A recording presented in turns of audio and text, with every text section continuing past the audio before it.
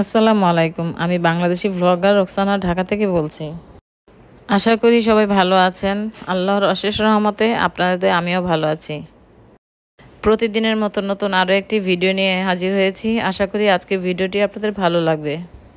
আজকে চলে যাচ্ছি প্রবাসী পল্লীতে। আমি আপনাদের ভাইয়া আর আমার বড় ছেলে নুহাস। প্রবাসী পল্লীতে আমাদের একটি জমি আছে, সেটা দেখার জন্য চলে আসলাম ঈদের তৃতীয় দিন। আপনাদের সাথে কথা বলতে বলতে কিন্তু আমি এর মধ্যে চলে এসেছি প্রবাসী পল্লীতে। তো গেটের ভিতরে দারোয়ান ছিল, আমাদের গেট খুলে দিল, আমরা ভিতরে চলে যাচ্ছি।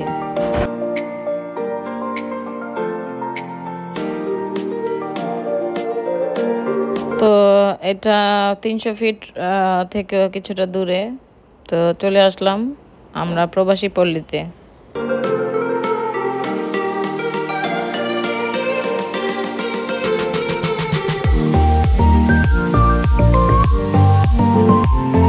এখনও জায়গাগুলি বুঝিয়ে দেওয়া হয়নি, হয়তো বা আগামী 2025 সালে বুঝিয়ে দিবে, সেটা শুনেছি আপনাদের ভাইয়ার কাছ থেকে।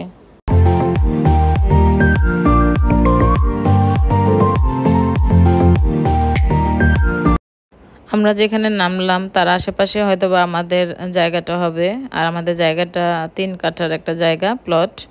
তো এখানে নেমেছি, তো আপনাদের ভাইয়া বলতেছে এখানে হয়তো বা আমাদের জায়গাটা হবে।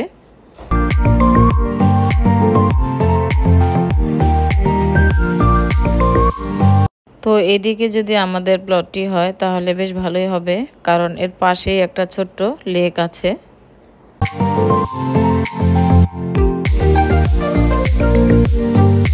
তো আমরা সবাই মিলে নেমে ঘুরে ঘুরে কিন্তু ভিডিও করছি, ফটো সেশন করছি। আর এই তো আমিও ফটো সেশন করছি। তো আমি চলে যাচ্ছি একটু লেকের পাশে।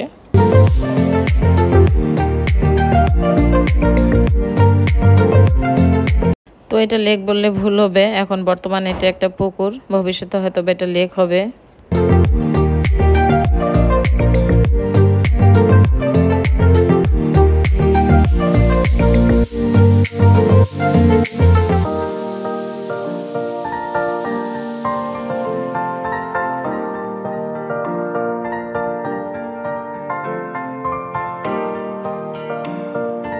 তো আমার কাছে জায়গাটা বেশ ভালো লেগেছে, তবে আমার বর্তমান যে বাসা মোহাম্মদপুর থেকে এটা অনেক দূরে, আর এখানে কখনো বাড়ি করা হবে কিনা আসলে আমি সঠিক জানি না।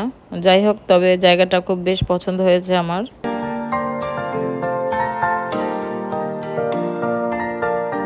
তো এখান থেকে বের হয়ে যাচ্ছি। আমি বনানীতে একটা নার্সারিতে কিছু গাছ কিনেছি। তো নার্সারিতে আর দাঁড়িয়ে ভিডিও করি নাই, তো এই তো গাছগুলি পিছনে নিয়েছি।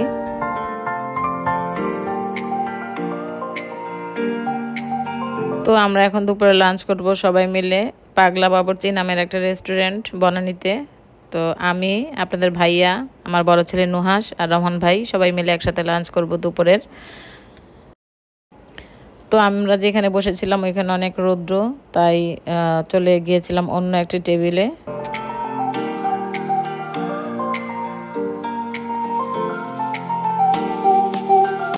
এর মধ্যে খাবার চলে এসেছে, যার যার পছন্দ অনুযায়ী খাবার অর্ডার করা হয়েছে। তো খাওয়া দাওয়া শেষ করে চলে যাব আমরা আমার বড় ছেলের ছোট্টবেলার সেই পছন্দের একটা আইসক্রিমের দোকানে।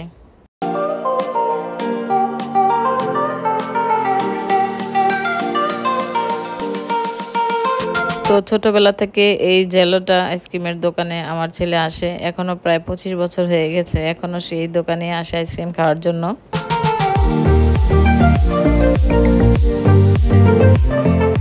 বনানীতে আসলে আমাদের আইসক্রিম খাওয়া হয় এই দোকানে এসে, কারণ আমার বড় ছেলের অনেক পছন্দের এই দোকানের আইসক্রিমগুলি। হয়তো অনেকে নাম শুনেছেন জেলোটা।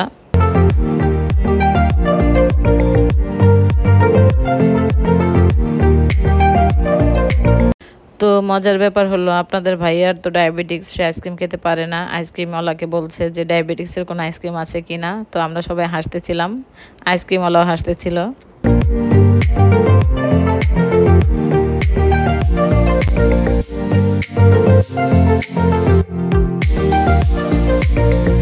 আমার আজকের এই সুন্দর ব্লগটি আশা করি আপনাদের ভালো লাগবে। অনুরোধ করছি ভালো লেগে থাকলে প্লিজ একটা লাইক দিবেন, কন্টিনিউ করবেন। যারা আমার আজকে চ্যানেলে নতুন এসেছেন অসংখ্য ধন্যবাদ। আর যদি ভালো লেগে থাকে আমার চ্যানেলটিকে সাবস্ক্রাইব করে আমার সাথে থাকতে পারেন।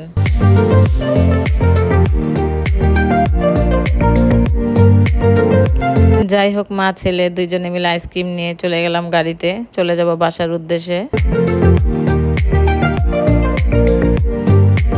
বনানীতে পাগলা বাবুর্চির ওখানে খেয়েছিলাম। ওখানে কুপার্সের একটা শপ ছিল, তো আপনাদের ভাইয়া টুকিটাকি কিছু খাবার নিয়ে এসেছিল, সেটাই বের করছি।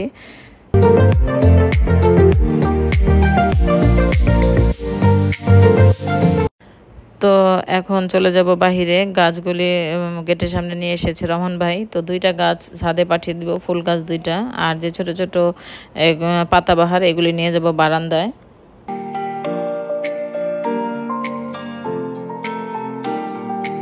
গাছগুলি বারান্দায় নেওয়ার জন্য সাহায্য করছে রহমান ভাই।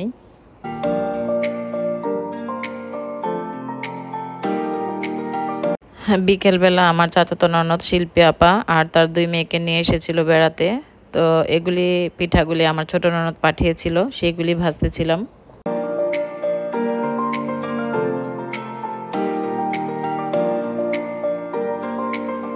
আর বড় ছেলেকে বললাম একটা পিৎজা অর্ডার করো, তো বড় ছেলে একটা পিৎজা অর্ডার করতে এসে আর আমি এদিক দিয়ে নাস্তা রেডি করতেছিলাম।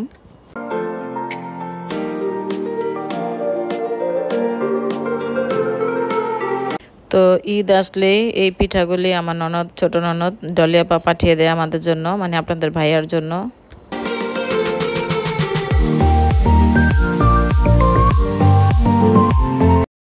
তো ডমিনোস থেকে একটা পিৎজা অর্ডার করলো, চলে আসলো এর মধ্যে। আর আমি নাস্তা দিলাম সেমাই, 2 রকমের সেমাই ফিরনি, আর বিস্কিট ছিল, কেক ছিল, পিৎজা ছিল, আর এই কি বলে এটাও পাঁপড় বলে, এটাও ভেজে দিলাম।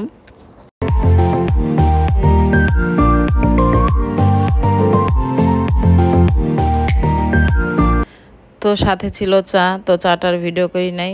আজকে এই পর্যন্ত শেষ করব আমার ভিডিওটি। যদি ভালো লেগে থাকে লাইক কমেন্ট শেয়ার করবেন, সাবস্ক্রাইব করবেন। আর আমি কিন্তু সবার ভিডিও দেখি, কেন জানি এখন আমার আপুরা আমার ভিডিওগুলি দেখে না। জানি না, যদি ভালো লেগে থাকে আপুরা আর কেনই বা দেখছো না, কিন্তু আমি সবার ভিডিও ফুল ওয়াচ করতেছি, কিন্তু দেখলাম যে যাদের ভিডিও দেখছি তারা কিন্তু আমার ভিডিও দেখছে না। তো এই বিষয়টা আমি খেয়াল করেছি। যাই হোক, হয়তো বা ব্যস্ততার কারণে দেখছে না, কিন্তু অন্যান্য চ্যানেলে দেখছি যে তারা অন্যান্য চ্যানেলে যাচ্ছে ঠিকই, কিন্তু আমার চ্যানেলে আসতেছে না।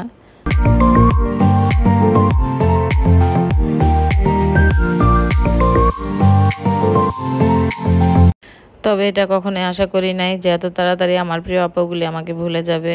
যাই হোক, সবার জন্য অনেক দোয়া রইল মন থেকে। যার যার ব্যাপার, দেখলে দেখবে, না দেখলে না দেখবে, আসলে জোর করে কিছু করা যায় না।